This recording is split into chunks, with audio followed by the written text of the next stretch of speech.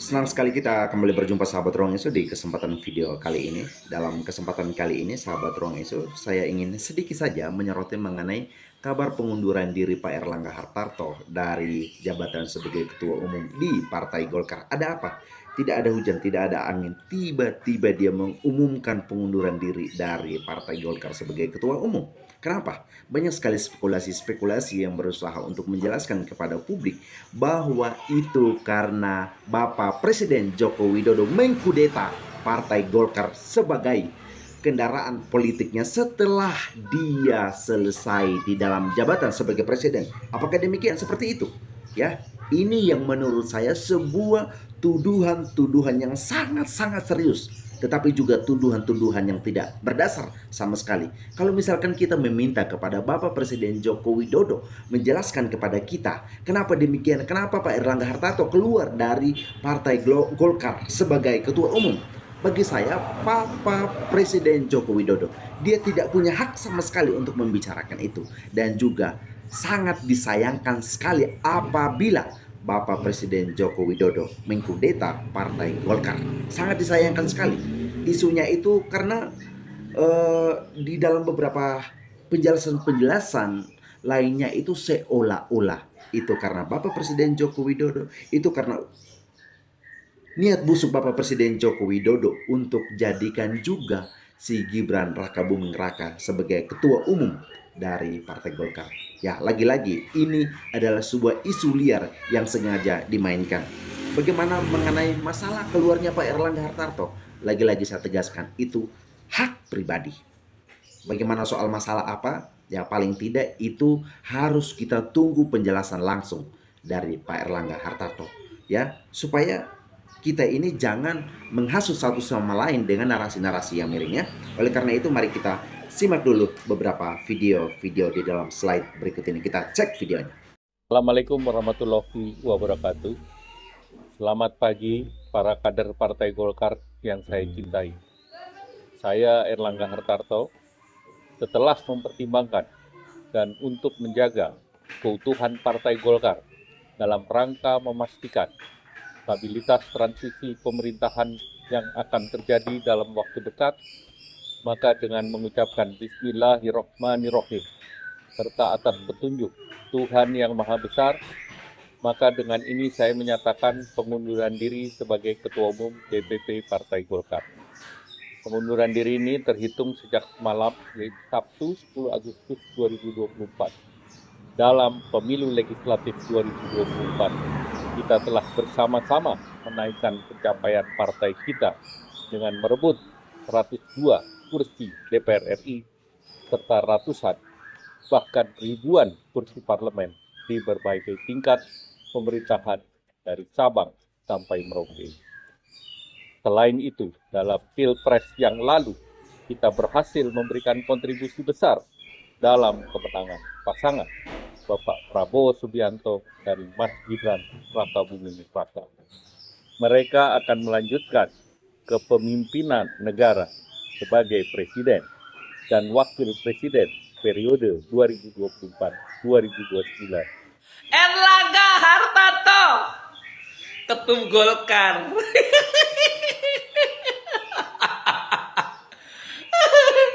Habis dimanfaatin sama Jokowi, lo ditendang. Lo mau keluar atau gue masukin ke dalam penjara? Itu omongannya seorang Jokowi. Erlangga, hanya lu, Bu Mega aja yang membuat dia jadi presiden, disakitin begitu, dihianatin. Apalagi model lu Erlangga Hartarto. Ntar lagi ketua-ketua partai yang mendukung ini ntar lagi masuk juga, ditendah juga. Belum tahu siapa Jokowi. Orang yang mengangkat dia dari tukang kayu aja digituin, apalagi kalian.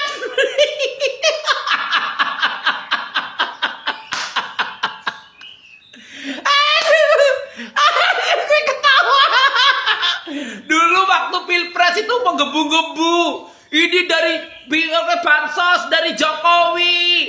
Ini dari Jokowi. Sekarang partai lu diambil sama Jokowi. Lu mau mundur atau lu masuk penjara? Pilih mundur dong. Salam waras. Erlangga Hartarto tiba-tiba mundur dari jabatan ketua umum Golkar. Lah, ada apa? Penasaran gue. Ibarat kate, ada bis tayo nih lagi ngegas. Begitu sampai di tanjakan, disuruh berhenti mendadak. Gara-gara ada jin iprit yang ngebisikin. Lu sopir, lu mau turun atau gua bikin hidup lu sama keluarga lu nggak tenang?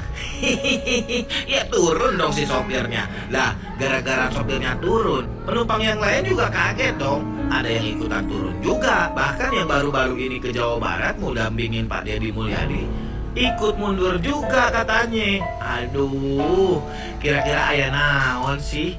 Apakah jin iprit itu memang sekuat itu? Kira-kira siapa yang gantiin ya? Apa jangan-jangan benar tuh yang beredar foto-fotonya sekarang? Ada Pak Gibran Rakabuming katanya siap maju menjadi ketua umum Golkar. Atau bapaknya, Pak Jokowi, seperti yang dirumorkan sebelum-sebelumnya. Atau Pak Bahlil.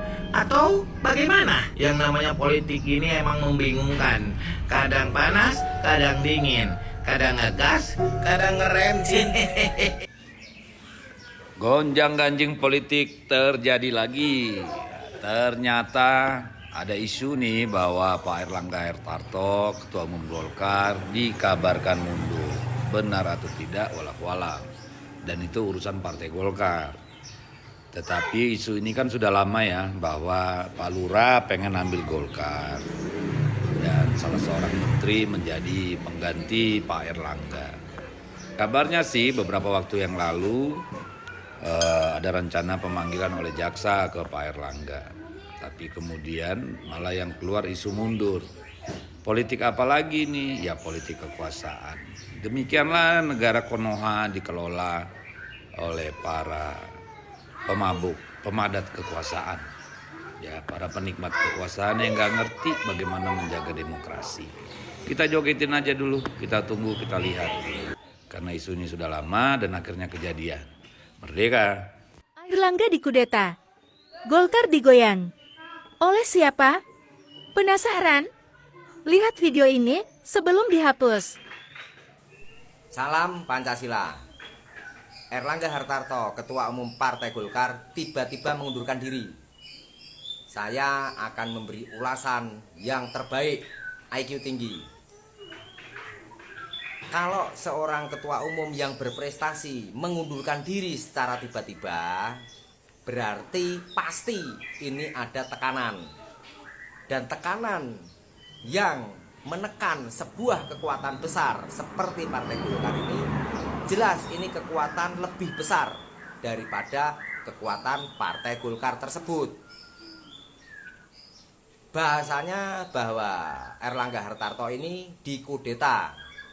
Kudeta itu pengambil alihan kekuasaan secara paksa, baik dengan cara halus atau dengan cara kasar.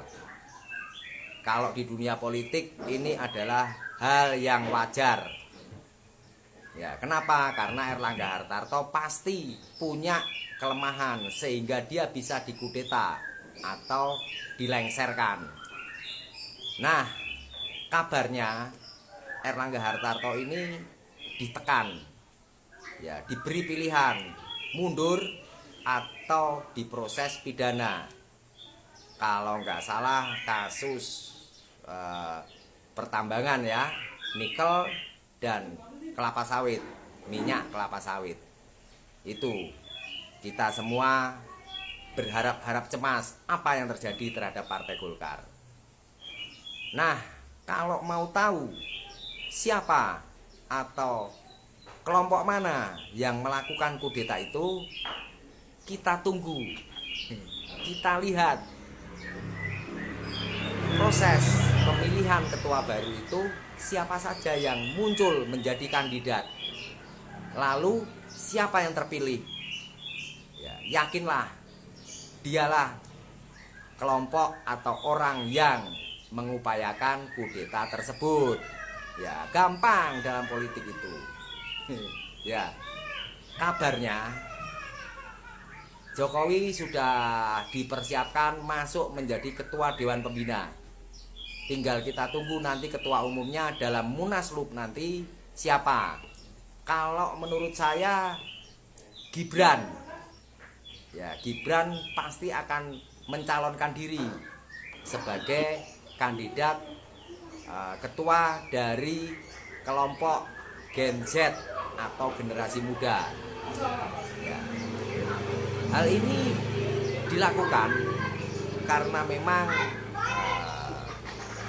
Jokowi perlu kendaraan untuk mengawal deal-deal politik yang sudah dilakukan bersama Prabowo. Ya, kalau mengkudeta Gerindra kan nggak mungkin. Ya, kalau mengkudeta PDI, mustahil.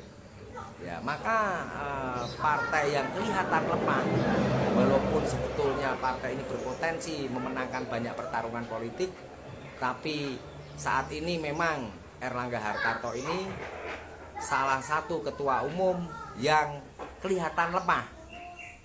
Padahal Erlangga Hartarto ini bukan orang sembarangan. Ya, bapaknya itu adalah Hartarto Tanu Sunarto. Ya, itu adalah menteri atau orang kepercayaan Presiden Soeharto. Ya, selama 15 tahun Hartarto itu menjabat sebagai menteri atau kabinet Soeharto. Ya, kalau nggak salah dari tahun 1983 sampai 1998 saat Soeharto runtuh. Ya, berarti ini kan bapaknya Erlangga Hartarto ini orang hebat. Ya, karena dipercaya oleh presiden waktu itu. Kita politik. Ya, kita patut memberikan pendapat, patut beropini. Ya, silahkan semua beropini. Kalau menurut saya ini ya sebuah kekuatan yang mencoba mengambil alih Partai Golkar, karena memang Partai Golkar ini adalah partai yang lemah lembut. Ya, jadi ketika dikudeta itu tidak terjadi gejolak, dan pesan Erlangga Hartarto juga tetap menjaga stabilitas partai. Wah, angel.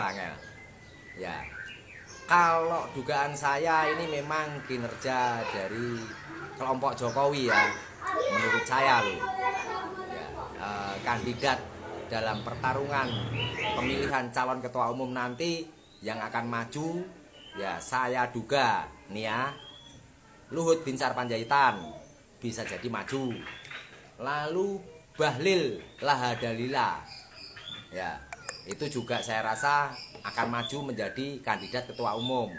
Tentunya Gibran, ya bisa jadi juga Muldoko. Ya, jadi pergantian ketua umum ini nanti bukan dari pengurus partai yang sudah ada, pasti orang luar yang masuk. Ya, karena ini adalah upaya untuk ya menghimpun kekuatan ya demi berlangsungnya sebuah pemerintahan atau kekuasaan.